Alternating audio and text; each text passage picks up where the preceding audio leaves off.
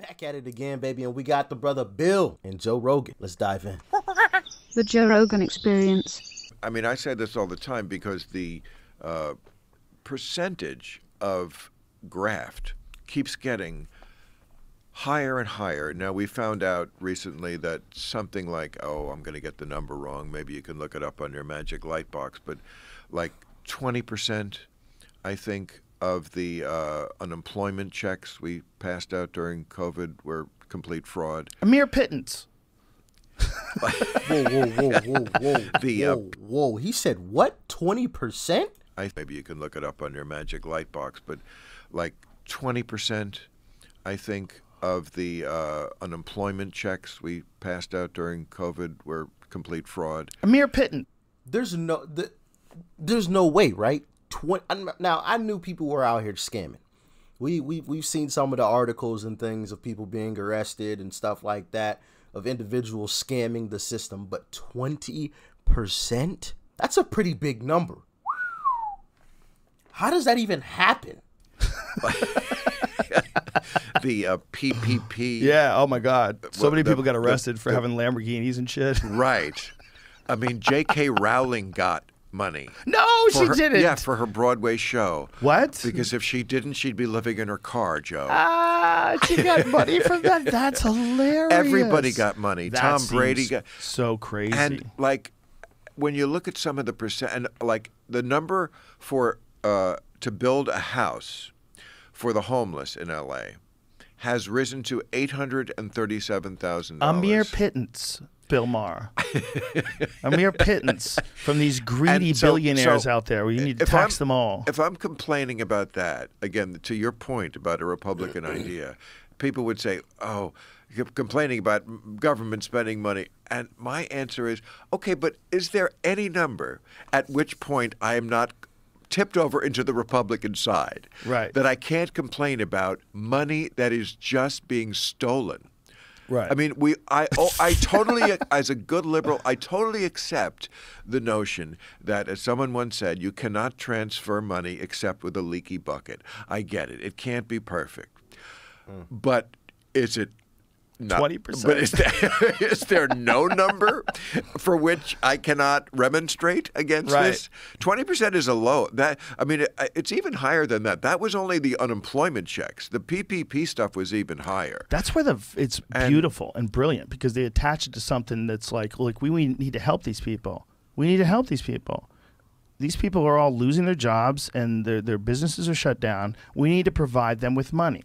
Right. And then the grift. The grift. Some of it gets, it's like, yes, let's promote, and whoever's doing it. California tried to build a railroad. They wanted to build a rail line between L.A. and San Francisco. Made sense. It's a big, long state, and cars and blah, blah, good for the environment. And it was when they finally pulled the plug, because it just became too ridiculous. It was at $200 million a mile. Now, France built France, a country not unknown to have unions and workers' rights. Hold on, wait. He said 200 million per mile, not 200 million for the entire project.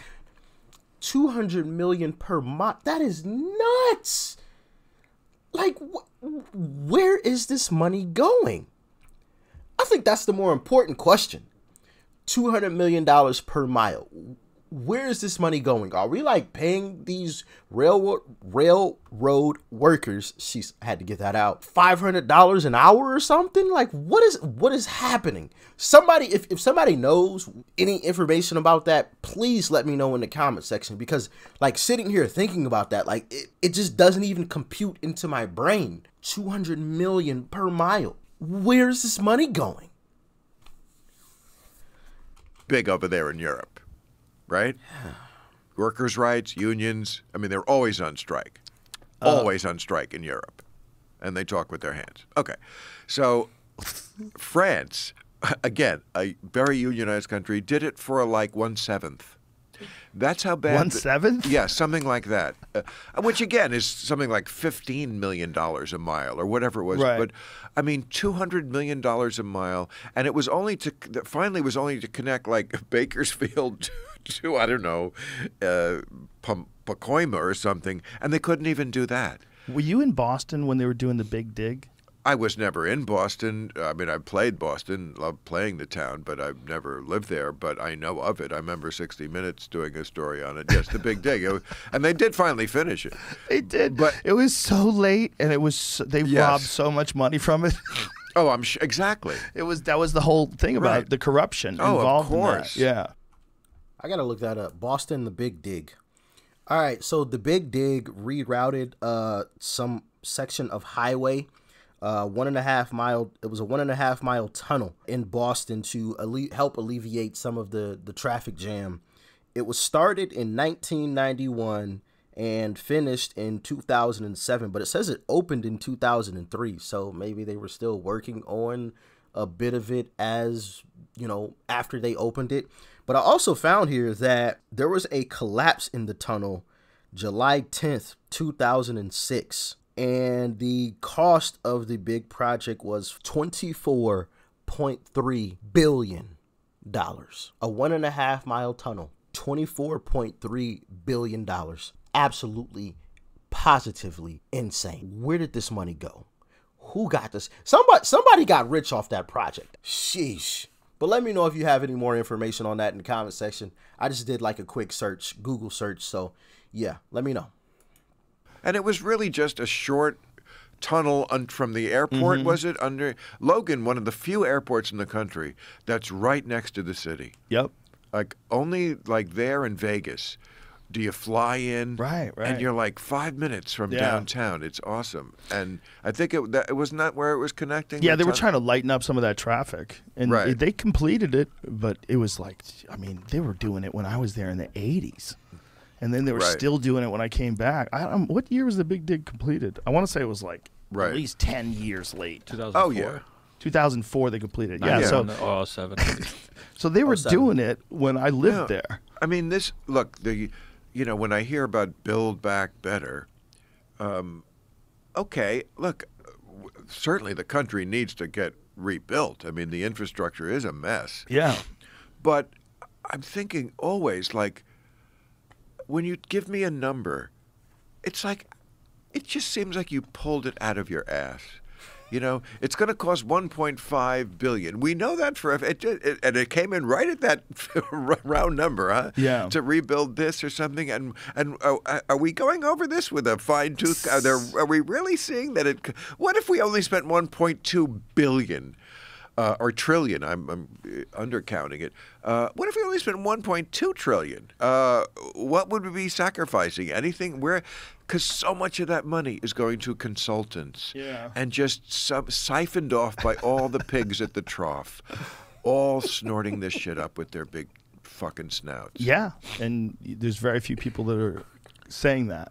But that's exactly what's happening. That to me is not a Republican idea. Right. It's just, common sense. Yes. Common sense.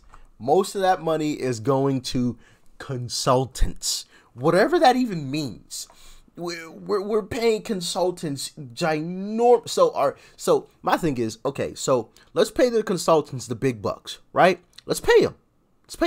But if this project goes wrong, that falls on the consultant's head. It's on them if this project goes wrong. But maybe I'm an idiot. Y'all let me know in the comment section. Any of my brothers and sisters in the construction industry, please let me know, because I am utterly confused at some of these numbers that I just read about, 24 billion, and I just heard 1.5 trillion. Like, where is this going? Somebody please explain it. That's just wild. We gotta, like he said, like Bill said, we gotta go through these documents with a fine-tooth comb. Because there's some money leaking through the bucket somewhere, probably in multiple places. That bucket isn't actually a bucket. It's more like a basket. Like the laundry baskets that have the holes all along the sides. That's the type of bucket they got. I'm trying to hold the money. I don't know what's going on. But anyway, y'all let me know what you thought about this one in the comment section below. like, share, comment, and of course, hit that subscribe button before you go. Thank you for all of the continued love and support. Peace and love. I'm out.